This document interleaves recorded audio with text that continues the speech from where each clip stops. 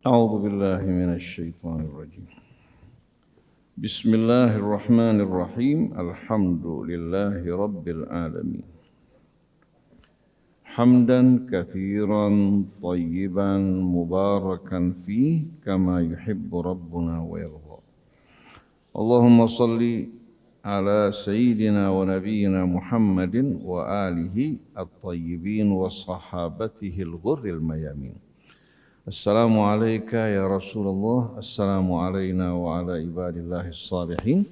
Wassalamu alaikum warahmatullahi wabarakatuh.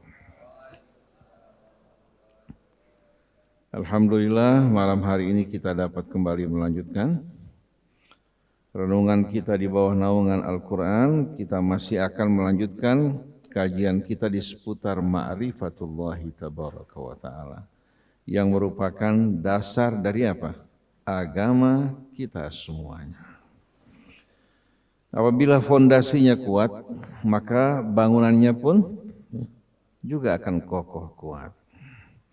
Fondasinya rapuh, dengan sendirinya bangunan yang bertumpu di atas fondasi yang rapuh juga akan mudah untuk runtuh.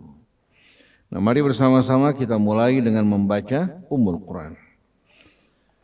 أعوذ بالله من الشيطان الرجيم.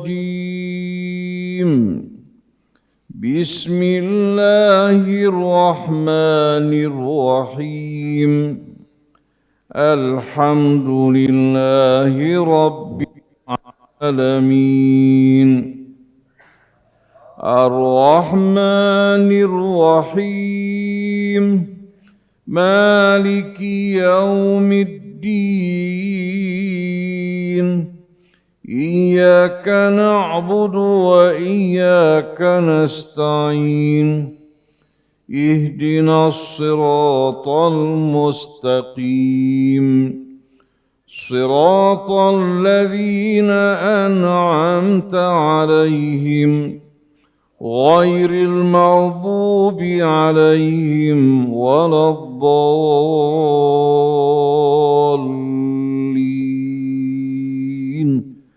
Amin ya Allah. Para jamaah hadirin hadirat yang dirahmati Allah. Kemarin bersama-sama kita telah mengikuti kesaksian Allah Subhanahu wa taala. Kesaksian para malaikat dan kesaksian orang yang berilmu. Di sini Allah Subhanahu wa taala menyatukan antara kesaksian orang yang berilmu dengan kesaksian malaikatnya yang membuktikan akan kesaksian Allah. Ini menunjukkan betapa mulianya orang-orang yang berilmu. Orang yang berilmu dengan sendirinya bukan hanya yang menghafal Al-Quran, tapi mereka yang dengan ilmunya diantarkan menuju Allah Subhanahu wa ta'ala. Tapi walaupun dia menghafal Al-Quran, menguasai disiplin ilmu keislaman, tapi hatinya dipalingkan dari Allah, orang semacam ini tidak termasuk dari orang yang berilmu. Oleh karena itu Allah berfirman, innama yakhsyallah min ibadihil ulama. Orang yang benar-benar takut pada Allah adalah orang yang berilmu. Bisa-bisa dia melihat Allah, kebesaran keagungannya melalui apa? Melalui bidang penelitiannya dalam bidang biologi, dalam bidang geologi, dalam bidang astronomi, dia menemukan kebesaran keagungan Allah Subhanahu wa ta'ala. Ada sebuah kisah menarik para jamaah sekalian. Ada seorang saintis dari India. Dan dia juga seorang yang mendalami tafsir. Dia berdiam di Inggris. Kebetulan dia berteman dengan seorang fisikawan di Inggris yang mendalami fisika. Satu hari dia menjumpai temannya, fisikawan Inggris ini, sedang terpaku membaca sesuatu. Sedangkan hujan turun tanpa dirasakan. Dia membawa payung, tapi karena apa? Karena pesona, daya tarik yang dibaca, sampai dia melupakan hujan yang turun membasahi dirinya. Sang teman datang menghampiri dan memayunginya. Apa yang membuat kamu terpaku dan terpesona? Lalu temannya mengatakan, kalau kamu ingin jawabannya, besok dalam apa? Dalam minum teh di waktu sore, kebiasaan orang Inggris minum teh di waktu sore, kamu datang ke rumah saya. Akhirnya sesuai dengan yang dijanjikan, seorang saintis yang berasal dari India dan seorang mufassir juga datang ke rumahnya di sore hari. Pembantunya membawa orang ini menemui sang fisikawan lagi asyik melakukan oret-oretan di atas papan bor. Ketika ditegur dia berpaling. Lalu si muslim ini bertanya, apa yang membuat kemarin kamu sampai melupakan hujan yang membasahi dirimu, terpesona dengan apa yang kamu baca? Dia mengatakan, saya ternyata menemukan Allah. Melalui penelitian saya menemukan Allah Subhanahu wa Ta'ala, Tuhan yang benar-benar Maha Agung, Maha Mulia, yang menciptakan apa-apa yang kita saksikan di langit maupun di bumi, dan mustahil akan adanya Tuhan yang lain. Lalu si muslim ini mengatakan, tahu tidak kamu, kalau kamu membuktikan keberadaan Allah, keagungan kebesarannya, begitu pula keesaannya, melalui ilmu pengetahuan, Al-Quran jauh-jauh hari sudah menerangkan hal ini. Jauh-jauh hari sudah menerangkan hal ini. Dia mengatakan, coba, tolong bacakan. Kalau benar, saya akan bersaksi akan kebenaran Al-Quran. Dibacakan beberapa ayat dari surah Fatir. Alam taro anna Allaha anzala minas sama'i ma'a fa akhrajna bihi thamaratin mukhtalifan alwanuha wa minal jibali judadun bidun wa humrun mukhtalifun alwanuha wa gharabibu sud wa minan nasi wad dawabi wal an'ami mukhtalifun alwanuhu kadzalik innama yakhsyallaha min ibadihil ulama.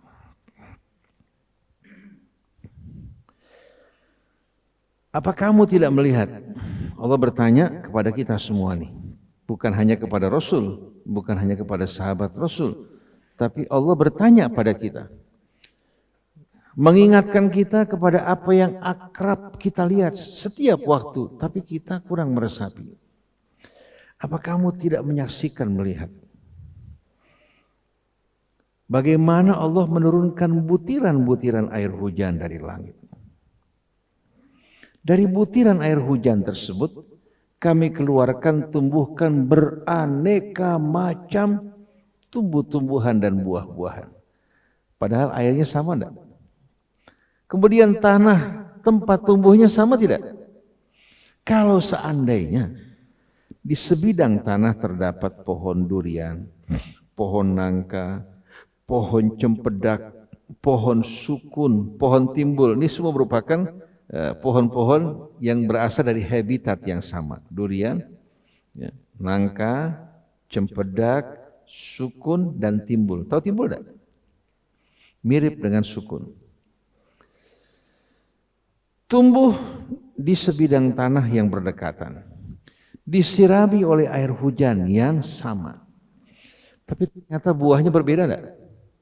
Pernah enggak kira-kira pohon durian keliru menumbuhkan nangka? Pernah enggak pohon nangka keliru menumbuhkan cempedak?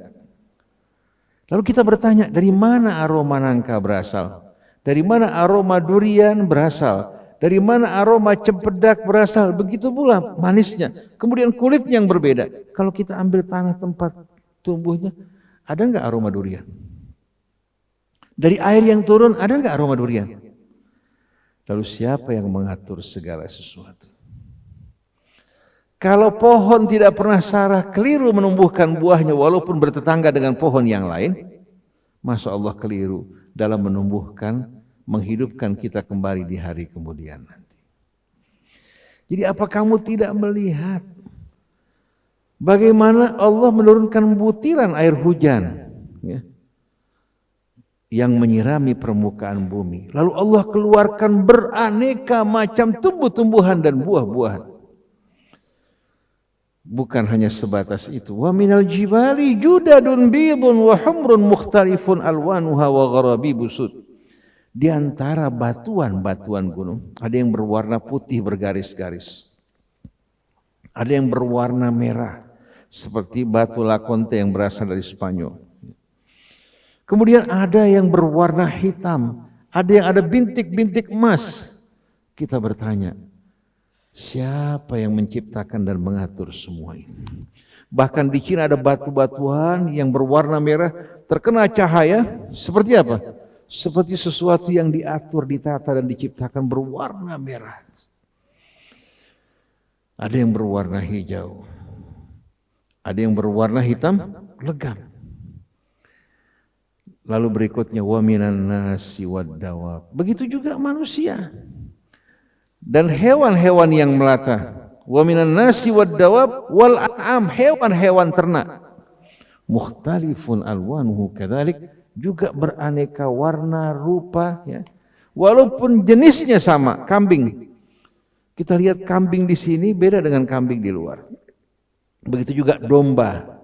Kita saksikan domba-domba kibas di Mesir dengan buntutnya yang besar. Kita saksikan keajaiban depan mata kita. Yang dimakan bukan rumput, kardus dimakan. Ternyata menghasilkan daging dan susu. Ajaib lah. Dari manusia yang Allah ciptakan dari ayah ibu yang sama, dari jenis yang sama, tidak usah jauh-jauh kita berbeda mengenai suku bangsa yang berbeda. Ini semua yang satu suku, satu bangsa. Coba lihat wajahnya berbeda-beda enggak? Bahkan kembar, walaupun serupa tapi tidak sama, betul enggak? Kembar pasti ada perbedaan di antara keduanya. Kita saksikan ternyata Allah menciptakan, membentuk rupa manusia ini, subhanallah, tidak ada yang sama walaupun serupa. Begitu juga suara. Kalau kita dengar fatwa mengucapkan assalamualaikum, kira-kira walaupun nggak dengar, orang yang kenal tahu nggak suaranya dia? Gibran bersuara, Salman bersuara umpamanya, Umar bersuara. Yang dekat walaupun tidak melihat, dia tahu suara siapa. Subhanallah, siapa yang membedakan suara tersebut, intonasinya, tekarannya, iramanya, siapa kira-kira? Padahal diciptakan dari asal usul yang sama, ayah ibunya sama. Bahkan yang kembar saja walaupun serupa tapi tak sama, betul tidak?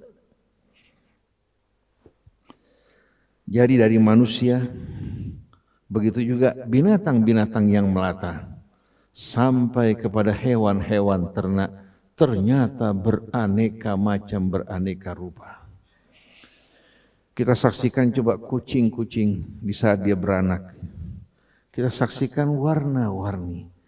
Begitu juga ayam, ya, dengan telur-telurnya, ada yang jantan, ada yang betina, ada yang berwarna hitam, kuning, ada yang berwarna merah.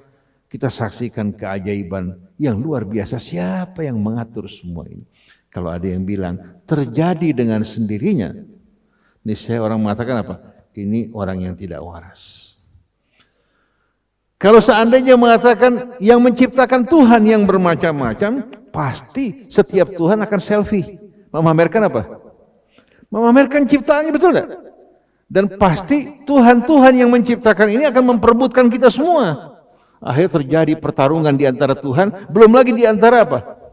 Di antara ciptaan-ciptaannya. Bisa dibayangkan apa jadinya. Walau kana fihi ma'alihatun illallah la fasadata. Sampai pada firman Allah, innama yakhsyallah min ibadihil.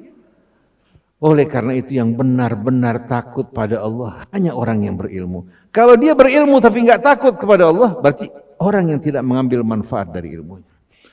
Ketika dibacakan ayat ini kepada orang tersebut, dia bergetar hadirin sekalian. Dia bergetar yang luar biasa. Dia menemukan keajaiban yang luar biasa. Kemudian dia minta tulisan, ya, di atas Quran dia buka kesaksian bahwa saya bersaksi bahwa ini benar-benar merupakan kitab suci. Beda orang yang beriman pada Allah dengan fondasi ma'rifah yang kuat dengan orang yang ikut-ikutan. Beda nggak? Yang memiliki fondasi yang kuat, bangunan di atas fondasinya, baik bangunan rumah tangganya, bangunan juga sosialnya, bangunan juga apa? Bangunan ekonominya, hubungannya dengan manusia, dengan kedua orang tuanya, dengan keluarganya pasti berbeda dengan orang yang tidak didasari iman. Oleh karena itu orang yang berilmu ini nilainya di sisi Allah luar biasa. Tidak dapat dibandingkan dengan konglomerat, walaupun hartanya melimpah ruah, dia yang menjaga hartanya. Tapi kalau berilmu, ilmu yang menjaga kita semua. Oleh karena itu Imam Ali mengatakan, al-malu tahrusuhu wal ilmu yahrusuka. Harta kamu jaga. Harta bikin kamu gelisah, bikin kamu berkelahi, bermusuh-musuhan. Tapi ilmu menjaga kamu, menuntun hidup kamu di atas kebenaran. Oleh karena itu dalam Al-Quran ayat yang terbanyak ayat apa? Ayat-ayat kauniyah yang berbicara mengenai rahasia alam, kebesaran dan keagungannya untuk menunjukkan kebesaran Allah. Sedangkan ayat-ayat hukum jumlahnya sedikit. Tapi umat Islam ribut. Karena apa? Karena orang yang tidak tahu ikut berbicara dalam aturan agama. Akhirnya sama orang masak nggak tahu masak, main campurin bumbu sembarangan, jadinya apa? Jadinya kacau balau. Begitu juga agama, kalau orang berbicara dalam agama yang tidak tahu, akhirnya seradak seruduk. Akhirnya bukan membawa rukun dan damai, menimbulkan keresahan dan kegelisahan. Jadi pada ayat tadi dalam surah Fatir ya, surah Fatir. Nah, pada ayat Al-Baqarah ayat 163, 164 kita lihat bagaimana Allah menunjukkan kesaksiannya. Allah tuh enggak seperti kita. Kalau kita membawakan pendapat gak diterima, kita langsung marah. Atau kita mengatakan, kamu gak percaya sama saya? Kamu gak menghargai orang yang berilmu? Kalau Allah tidak. Allah menegaskan sesuatu diiringi dengan bukti-bukti yang tak terbantahkan, agar manusia di hari kemudian nanti tidak berkata, ya Allah, bagaimana kamu paksakan kami menerima sesuatu yang kami tidak tahu? Ayat 163 suratul Baqarah. Wa ilahukum ilahun wahid. Ini penegasan dari Allah. Pernyataan dari Allah. Dan ilah kalian, Tuhan kalian hanyalah satu Tuhan. Tidak ada yang lain. La ilaha illahu. Tiada ilah, tiada Tuhan selain dari Allah. Huwar Rahmanur Rahim. Dialah satu-satunya yang maha pengasih lagi maha penyayang. Pernyataan ini butuh bukti enggak? Butuh enggak bukti? Butuh. Allah tidak pelit dengan bukti-bukti dan kesaksiannya. Setelah Allah menegaskan Tuhan kalian hanya satu, tidak ada sama sekali sekutu baginya, dan dialah satu-satunya yang maha pengasih lagi maha penyayang, ini membutuhkan pembuktian. Allah buktikan melalui kesaksiannya, inna fi khalqis samawati wal ardh. Sesungguhnya pada ciptaan langit dan bumi.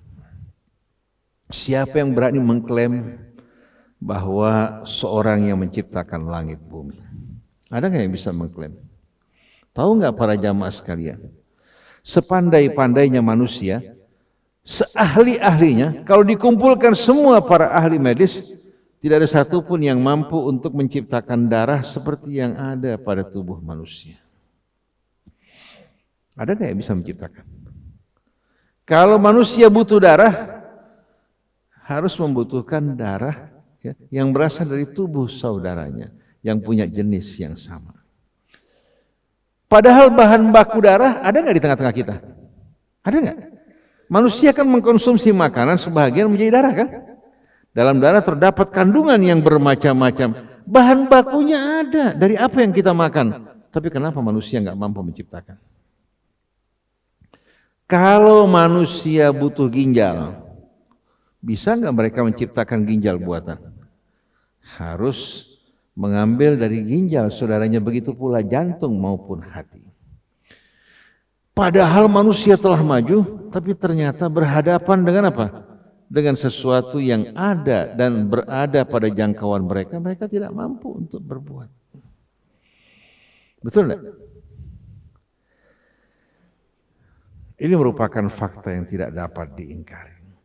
Maka Allah terangkan yang lebih dahsyat lagi, inna fi khalqis samawati wal ard, sesungguhnya pada ciptaan langit dan bumi. Anda boleh melihat, memandang kemana saja. Wa ikhtilafil laili wan nahar, dan perubahan malam dan siang. Terjadinya perubahan malam dan siang sebagai apa? Efek dari rotasi bumi kita di hadapan matahari. Matahari, ya, bumi berputar di hadapan matahari, ya, seperti gangsing dengan kecepatan yang tingginya luar biasa. Dia berputar pada sumbunya. Belum lagi melakukan revolusi mengitari matahari selama 1 tahun. Jadi bumi mengitari dirinya selama 24 jam di hadapan matahari. Saya mau tanya, kita merasakan nggak getaran? Padahal kecepatannya luar biasa dahsyatnya. Kita nggak merasakan getaran, alhamdulillah. Betul nggak? Coba kalau kita naik pesawat yang paling smooth, yang paling canggih, pasti kita merasakan getaran. Kemudian kalau kita letakkan gelas, bagaimana? Bergetar nggak? Tapi kita ini berdiam di bumi yang 2/3-nya samudra, 1/3-nya daratan dan pegunungan. Belum lagi manusianya, dia berputar mengelilingi dirinya selama 24 jam, lahir perubahan siang dan malam. Kira-kira negara superpower mana yang mampu melakukan hal ini? Ada nggak? Yang mampu, ya, untuk melakukan hal ini, kira-kira berapa energi yang dibutuhkan untuk melakukan hal tersebut? Coba renungkan. Kemana akal pikiran kita? Kita menyaksikan bukti-bukti yang begitu besar, atau mereka mengatakan kita tidak butuh lagi hukum-hukum Allah. Sudah tidak relevan karena diturunkan pada 14 abad yang lalu. Kita sekarang telah maju dalam berbagai macam bidang. Katakan juga diri kamu sudah nggak relevan lagi dengan struktur diri kamu, harus dirubah. Syaraf kamu harus diganti dengan kabel optik umpamanya. Begitu juga mata kamu sudah nggak relevan lagi, ganti dengan mata buatan. Mau nggak? Bahkan jantungnya berdenyut masih bergantung pada Allah Subhanahu wa ta'ala. Tapi di saat dia kuat, kaya, dia merasa tidak butuh pada Allah. Begitu dia lemah, baru meratap di hadapan Allah Subhanahu wa ta'ala. Jadi inna fi khalqis samawati wal ard, ini saja hal yang menakjubkan. Kemudian perubahan malam dan siang silih berganti. Coba kalau seandainya kita terus-terusan berada dalam malam hari, apa jadinya? Atau terus-terusan dalam siang hari.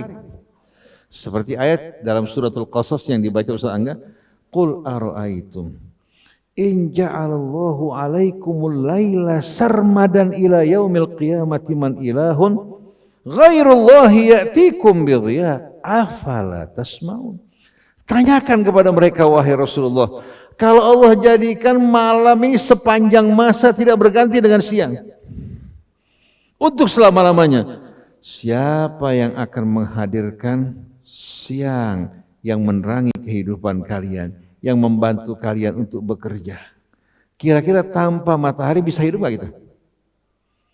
Justru karena suhu udaranya silih berganti siang dan malam, kita dapat hidup.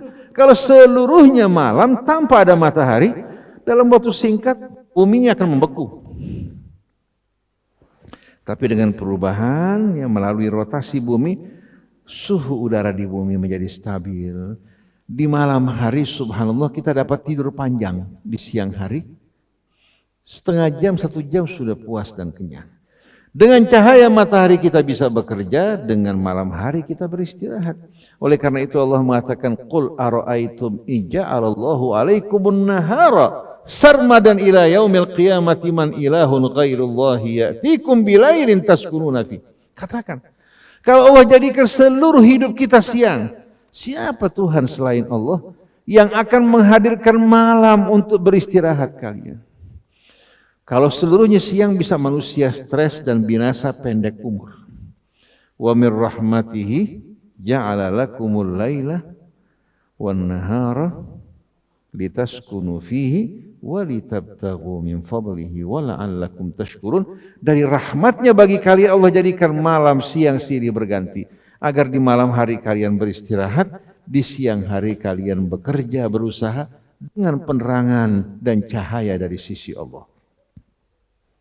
Kalau waktu sore, ayam begitu mulai terbenam matahari, kemana perginya? Ke pohon-pohon beristirahat. Ikan-ikan mulai turun ke bawah. Daun-daun yang tadinya dalam keadaan bergairah mulai kuncup beristirahat. Manusia yang seharusnya malam hari tidur malah keluyuran. Begadang di malam hari, siangnya buat tidur. Terbalik enggak? Padahal Allah bilang waja'alna al-laila waja'alna naumakum subata waja'alna al-laila libasa waja'alna an-nahara. Dibalik sama manusia. Akibatnya apa? Banyak manusia yang stres dan linglung, mengeluhkan berbagai macam penyakit. Jadi inna fi khalqis samawati wal ardi wa ikhtilafil laili wan nahar wal fulkil lati tajri fil bahri bima yanfa'un nas. Dan bahtera yang mengarungi lautan samudra dengan membawa manfaat bagi manusia, bertukar hasil bumi, berpindah dari negara ke negara, benua ke benua, menyaksikan ayat-ayat kebesaran Allah, menghasilkan juga berbagai macam ikan di lautan sebagai kebutuhan daging mereka yang bersih, yang halal, kecuali yang dikotori oleh tangan-tangan manusia. Coba perhatikan, bahtera yang muatannya berapa? Ada yang sampai ratusan ribu ton, berjalan di atas lautan. Perlu nggak diaspal lagi lautannya? Perlu nggak? Itu bahtera yang mengarungi samudra. Begitu dia melintas, kembali lautan menyatu. Betul nggak? Tapi untuk membuat jalan di daratan, apabila bebannya semakin berat, maka mesin tindisnya ya juga harus semakin apa? Semakin berat. Kalau tidak ambles. Tapi saksikan kapal-kapal tanker yang mengangkut gas yang telah dibekukan, mengangkut minyak, ya, mengangkut berbagai macam hasil bumi, mengarungi samudra. Kalau bukan rahmat Allah, niscaya Allah tenggelamkan. Wa ayatul lahum anna hamalna dzurriyyatahum fil fulkil mashhur wa khalaqna lahum min mithlihi ma yarkabun wa inna sya'nughriqhum fala sadiqa lahum wa lahum minqadun. Dari satu bukti ayat kebesaran agungan Allah bagi mereka, kami angkut mereka dan anak keturunan mereka di atas lautan dan samudra, mengarungi benua, pindah ke benua yang lain. Dan Allah juga ya, menciptakan selain dari apa yang mereka kenal, yang mereka akan kendarai di belakang hari, pesawat udara. Allah nggak sebutkan, karena kalau Allah sebutkan pada hari tersebut Allah akan menciptakan pesawat udara bagi manusia, mereka bakal bilang Nabi Muhammad tidak waras. Jadi wa min mithlihi ma yarkabun, dan yang serupa dengan bahtera. Kalau bahtera berjalan di lautan, maka pesawat jalan di udara. Manusia mengatakan yang menciptakan bukan Allah kok, tapi para ahli. Siapa yang memberikan ilmunya, menyediakan bahan bakunya, siapa yang mengajarkan mereka? Jadi kita lihat bagaimana kebesaran keagungan Allah yang tidak meragukan. Bahtera ya, yang ditumpangi manusia, manfaatnya amat banyak yang luar biasa. Setelah itu apa? Inna fi khalqis samawati wal ardi wa ikhtilafil laili wan nahar wal fulki allati tajri fil bahri bima yanfa'un nas wa ma anzalallahu minas sama'i min ma'in fa ahya bihil arda ba'da mautiha wa batha fiha min kulli dabbatin wa tasrifir riyah was sahabil musakhkhari bainas sama'i wal ardi ayatin liqaumin yaqilun. Kemudian Allah sebutkan karunia Allah pada air. Kira-kira kalau kita tinggal di satu daerah yang indah tapi tidak terdapat air, apa jadinya? Tapi Allah turunkan ya, butiran-butiran air hujan yang memenuhi kebutuhan kita, yang menyirami tanaman-tanamannya, begitu pula memberikan minum bagi ternak-ternaknya. Allah turunkan hujan yang menakjubkan di dataran tinggi, pegunungan-pegunungan. Kalau turun di dataran rendah, bagaimana kita mau menyirami pegunungan? Berapa biayanya? Tapi Allah turunkan di gunung-gunung dengan pohon-pohonnya ya, yang mengundang hujan, mengalir melintasi sungai, dan Allah jadikan sungainya meliuk-liuk, nggak lurus. Kalau sungainya lurus, kecepatan airnya semakin tinggi, yang mengambil manfaat juga sedikit. Tapi dengan meliuk-liuk, daerah-daerah yang disirami dilalui kan semakin banyak sawah ladang, kemudian mereka bangun bendungan. Coba kalau lurus, kecepatan air bagaimana? Dari Bogor, ketika banjir meluap, datang ke Jakarta lurus seperti Kalimalang, apa jadinya? Kecepatan airnya tinggi, tidak tertahan betul-betul, betul enggak? Tapi dengan meliuk-liuk memberikan manfaat yang amat banyak. Kata Ciliwung itu menggambarkan sungai yang bagaimana? Coba kalau manusia ya, menerima hujan di daratan bukan di atas gunung, apa jadinya? Jadi samping di daratan yang menyediakan mata air, tapi dari gunung air tersebut mengalir melintasi daerah yang begitu luas, memberikan manfaat bagi manusia. Allah menghidupkan bumi setelah kematiannya. Kemudian kita bertanya, Allah sebutkan kan was-sahabil musakhkhari bainas sama'i wal ardh, dan awan yang ditundukkan Allah antara langit dan bumi. Kalau Allah hilangkan atmosfer kita, lapisan udara yang melindungi bumi dihilangkan, kira-kira awannya pergi nggak? Kalau Allah hilangkan atmosfer tersebut, awan akan pergi seperti planet Mars, katanya dulu memiliki atmosfer kemudian hilang, hingga akhirnya apa? Seluruh air di Mars hilang semuanya. Bisa dibayangkan coba. Kalau kita sombong di muka bumi, Allah buka atmosfer kita, lalu awan menguap, air laut juga menghilang, kemana kita akan mendapatkan air?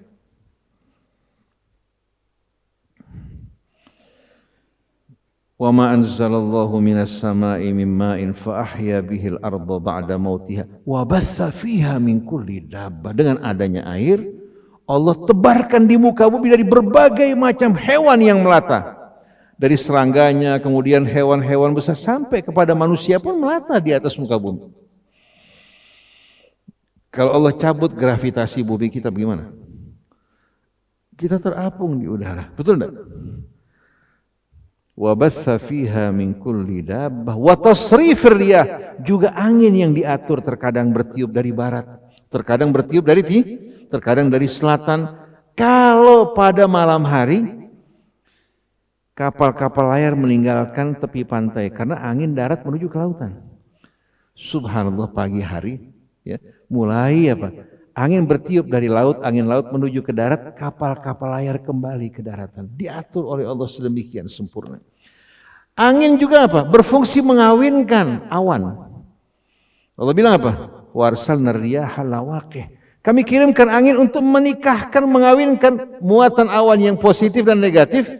Keluar percikan kilat, kemudian hujan turun dengan rahmat Allah. Begitu juga mengawinkan bunga-bunga hingga menghasilkan buah, di antaranya bantuan angin di samping serangga, betul tidak?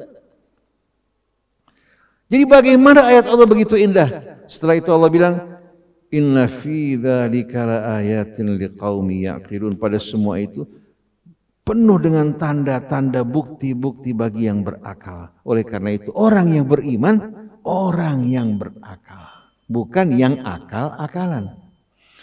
Akal bukan Tuhan yang disembah, akal yang Allah anugerahkan bagi kita untuk dapat mengenali kebesaran keagungan Allah, bukan untuk menyombongkan diri di muka bumi. Nah, ini merupakan kesaksian Allah akan kebenaran yang Allah ucapkan, apalagi yang meragukan kita. Nah, kita ingin anak-anak kita ini kalau kelak menjadi saintis, menjadi pemimpin, menjadi wakil rakyat ya, yang didasari iman dan takwa pada Allah. Insya Allah akan menjadi orang-orang besar di dunia, besar juga apa? Di hari akhirat nanti. Subhanakallahumma wa bihamdik, asyhadu an la ilaha illa anta, astaghfiruka wa atubu ilaik, wal afu minkum. Wassalamualaikum warahmatullahi wabarakatuh.